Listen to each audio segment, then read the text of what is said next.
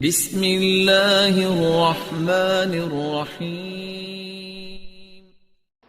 ایک ہے تقرب بالفرائض، جس کو اللہ کہتا ہے کہ یہ مجھے سب سے زیادہ محبوب ہے، اور ایک ہے تقرب بالنوافل، جو بلندی میں بہت اونچا ہو جاتا ہے۔ اب یہاں پر میں آپ کو بتاؤں، جن حضرات نے میرے تقاریر سنی ہیں یا میرا کتابچہ پڑھا ہے جہاد فی سبیل اللہ کی حقیقت، کہ 9 منزلیں میں بیان کیا کرتا ہوں۔ سب سے اونچی منزل تو لازماً 9ویں ہے، سب سے اہم منزل وہ پہلی ہے، یہ اچھی طرح سمجھ لیجیے۔ پہلی ہوگی تو دوسری ہوگی، دوسری ہوگی تو تیسری ہوگی، پہلی ہی نہیں ہے تو اوپر کا کیا تصور۔ تو ایک ہے اہم ترین ہونا، ایک ہے بلند ترین ہونا۔ بلند ترین 9ویں منزل ہے قتال فی سبیل اللہ، اور اہم ترین ہے اپنے نفس کے خلاف جہاد، ان تجاہد نفسک فی طاعت اللہ۔ یہ اہم ترین ہے، اہم ترین، وہ بلند ترین۔ اسی طرح حضور کی ایک حدیث میں آیا، صحابہ سے سوال کیا کہ تمہارے نزدیک سب سے خوبصورت ایمان کس کا ہے؟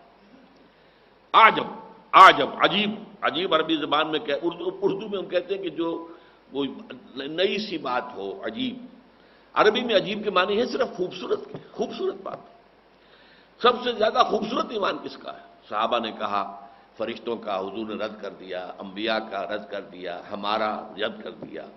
پھر فرمایا کہ سب سے ان اعجب الایمان خلقا لاخوانی الذین یاتون من بعدی یجدون صحفا فیہ کتاب اللہ فیؤمنون بما فیہا۔ میرے نزدیک خوبصورت ترین ایمان میرے ان بھائیوں کا ہوگا جو میرے بعد آئیں گے، اور انہیں تو صرف اوراق ملیں گے جن میں اللہ کی کتاب لکھی ہوگی، اس پر ایمان لائیں گے۔ اب دیکھیے، افضل ترین ایمان صحابہ کا ہے۔ کسی بڑے سے بڑے ولی کا ایمان بھی کسی ادنا سے ادنا صحابی سے بڑھ کر نہیں ہے، یہ نوٹ کر دیجیے، یہ ہمارا اجماعی عقیدہ ہے۔ افضل ترین ایمان صحابہ کا، لیکن خوبصورت ترین، عجب ترین ایمان یہ ہے کن کا جو میرے بعد آئیں گے، انہیں تو اللہ کی کتاب ملے گی اور آنکھ میں لکھی ہوئی، اس پر ایمان لائیں گے۔ تو ان دونوں چیزوں کو رکھیے۔ ایک ہے سب سے زیادہ محبوب اللہ کو کیا ہے، وہ تو فرائض کے ذریعے سے تقرب ہے، اور سب سے اونچا جو ہے تقرب کا مقام، وہ نوافل کے ذریعے سے ہے۔ اب جو باریک بات ہے وہ سمجھنے کی ہے، اس میں حالات کے اعتبار سے فرق واقع ہو جائے گا۔ فرض کیجئے نظام باطل کا غلبہ ہے، اس میں تو فرض ہے اس نظام باطل کے خلاف جدوجہد، اس کو ختم کر کے جڑ سے اکھیڑ کر جو اللہ کا دین ہے، دین حق، اسے غالب کرنا۔ اس فرض کو تو آپ بھولے ہوئے ہیں، نوافل میں زور لگا رکھا ہے، ساری رات کھڑے ہیں، نفلیں پڑھ رہے ہیں، روزے رکھ رہے ہیں، جو بھی روزہ حضور سے ثابت ہے وہ سب رکھ رہے ہیں۔ یہ جو نوافل یہ اللہ کے ہاں قبول نہیں ہے۔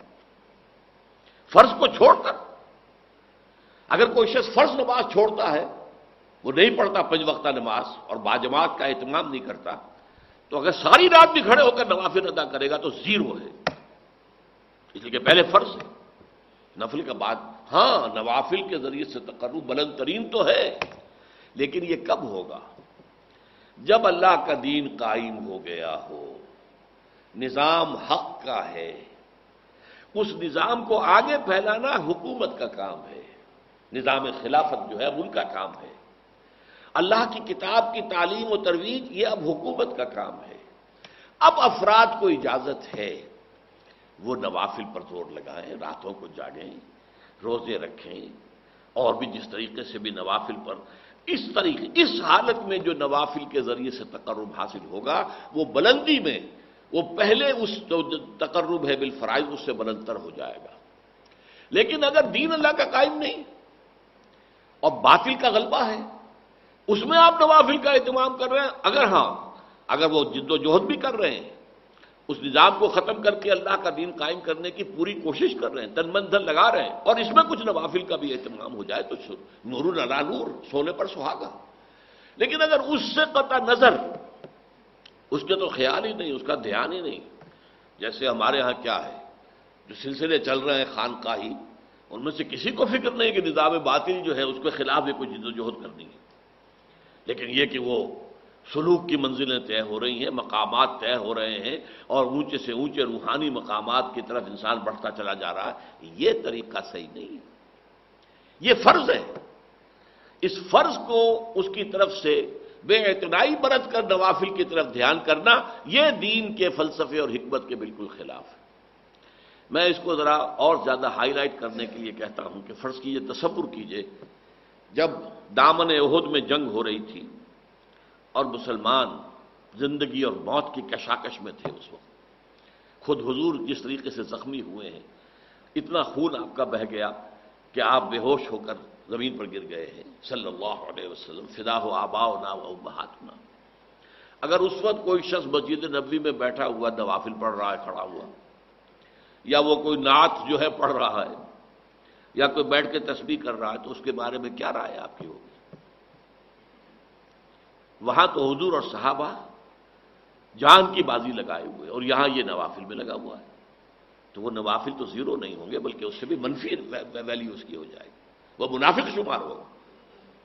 اسی طریقے سے اگر دین کا غلبہ ہے اور نظام خلافت قائم ہے، تو بہت سے فرائض اس نظام خلافت کے ذمے چلے جاتے ہیں، انڈیویجول اس سے بری ہو جاتے ہیں۔ اس نظام خلافت کو جب ضرورت ہوگی کہ فلاں محاذ پر 10,000 آدمی چاہیے، وہ 10,000 آدمی نکل آئیں گے، تو باقی سب کی طرف سے فرض کفایہ ادا ہو گیا۔ وہ گھروں میں سوئے یا رات بھر کھڑے رہے، نوافل رکھے پڑھے یا روزے رکھے، بالکل ٹھیک ہے، یا کسی علمی کام میں لگے رہے، تفسیر لکھنے میں لگے رہے، حدیثیں جمع کرنے میں لگے رہے، فقہ کی بحثیں جو ہے وہ کرنے میں لگے رہے، ٹھیک ہے، بالکل صحیح ہے۔ لیکن اگر غالب جو ہے نظام وہ باطل کا ہے اور اس کے خلاف جد و جہد نہیں ہو رہی، تو پھر یہ سارے کام جو ہیں یہ زیرو سے ضرب کھا کر زیرو ہو جائیں گے۔ پرائمری امپورٹنس ہوگی اللہ کے دین کو قائم کرنے کی جد و جہد۔ یہ ہے فرق تقرب بالنوافل اور تقرب بالفرائض کا۔ اب یہاں اس آیت میں دیکھیے کہ اس خوبصورتی کے ساتھ آیا ہے، یا ایھا الذین آمنوا اتقوا اللہ وابتغوا الیہ الوسیلۃ وجاہدوا فی سبیلہ لعلکم تفلحون۔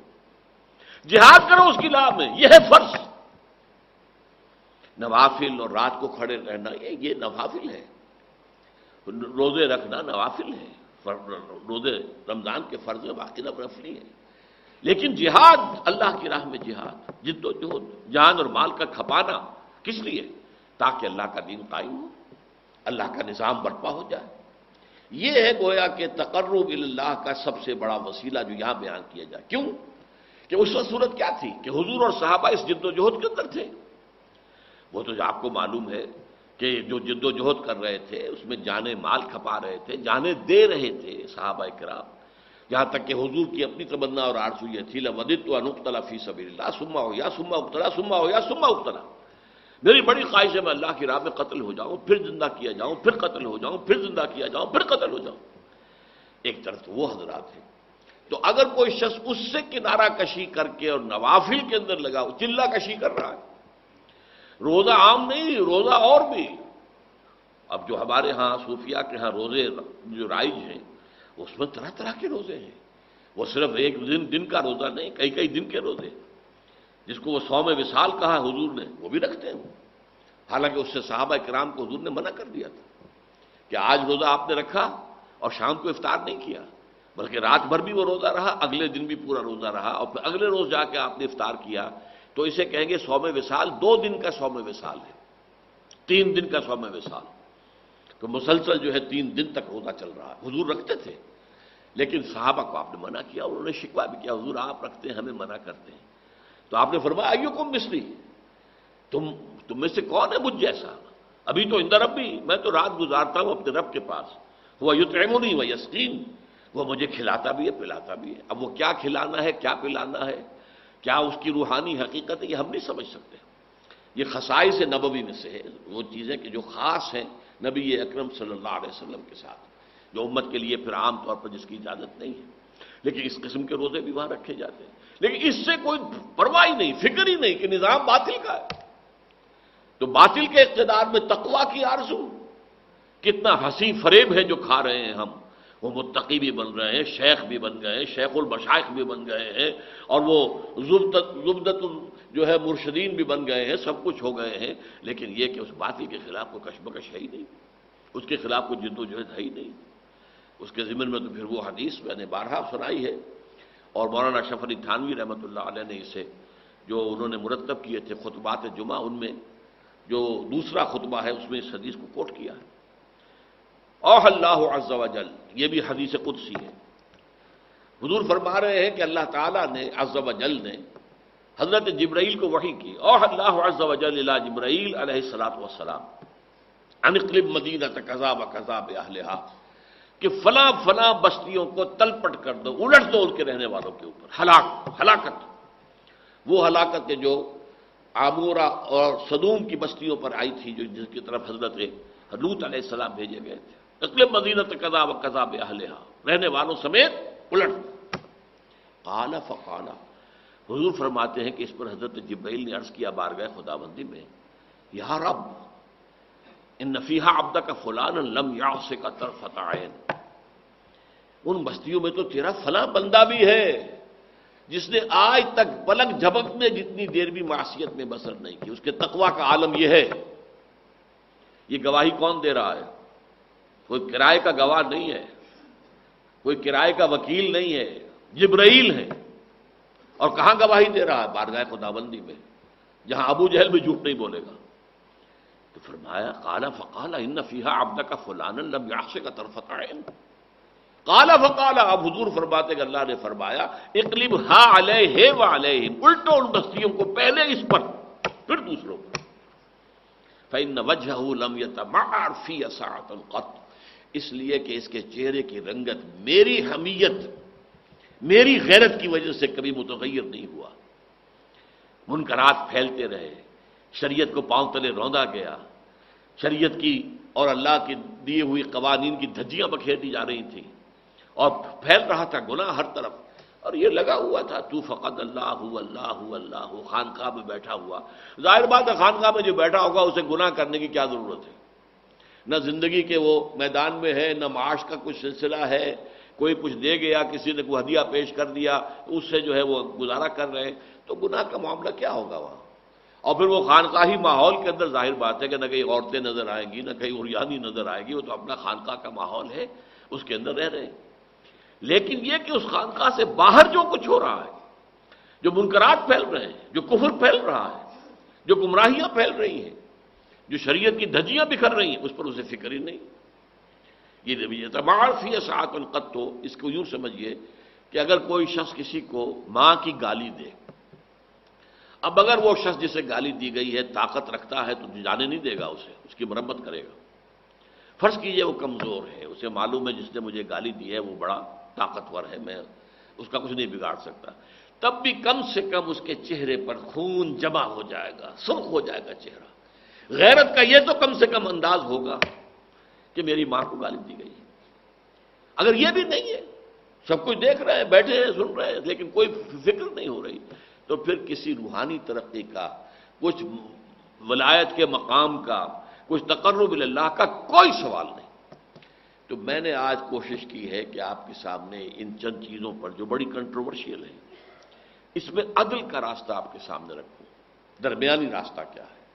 نہ تو آپ سرے سے انکار کریں کہ مرتبہ ولایت کوئی شے ہے ہی نہیں ہے، قرآن سے ثابت ہے، حدیث سے ثابت ہے، اور اللہ فرماتا ہے کہ جو شخص میرے ولی سے دشمنی کرے گا اس کے خلاف میرا اعلان جنگ ہے۔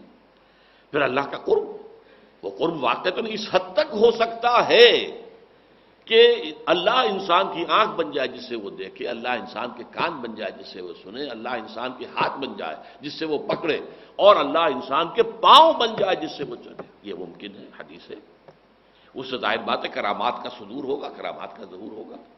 لیکن اس کے ساتھ اس بات کو سمجھنا، وہ میں پہلی شرط تقویٰ ہے، اور نمبر 2 یہ کہ یہ تقرب اللہ کے لیے ایک ہے فرائض کے ذریعے سے، جہاد فرض ہے، فرض عین ہے، باطل کا غلبہ ہے تو فرض عین ہے اس کے خلاف جد و جہد کرنا، اور اس کے لیے اجتماعی جد و جہد کرنا۔ جیسے نماز 5 وقتہ فرض ہے، اور اس کے لیے اگر کوئی شخص مسجد سے فاصلہ اس کا زیادہ نہ ہو اور وہ گھر میں نماز پڑھے، اس کی نماز قبول نہیں ہوگی۔ لا صلاۃ علی جار المسجد الا فی المسجد، جو مسجد کے پڑوس میں رہتا ہے اس کی نماز قبول نہیں ہوگی اگر وہ مسجد میں حاضر ہو کر نماز نہیں پڑھ رہا 5 وقت، جماعت کا انتظام نہیں کرتا۔ تو ان فرائض کی طرف توجہ نہ ہو، اللہ کے دین کے غلبے کی جد و جہد نہ ہو، اور نوافل کے ذریعے سے، چلہ کشیوں کے ذریعے سے، مراقبوں کے ذریعے سے، اور وہ نئے نئے ایجاد کردہ اذکار کے ذریعے سے انسان سمجھے کہ میں تقرب بالنوافل کے اس مقام پر فائز ہو جائے۔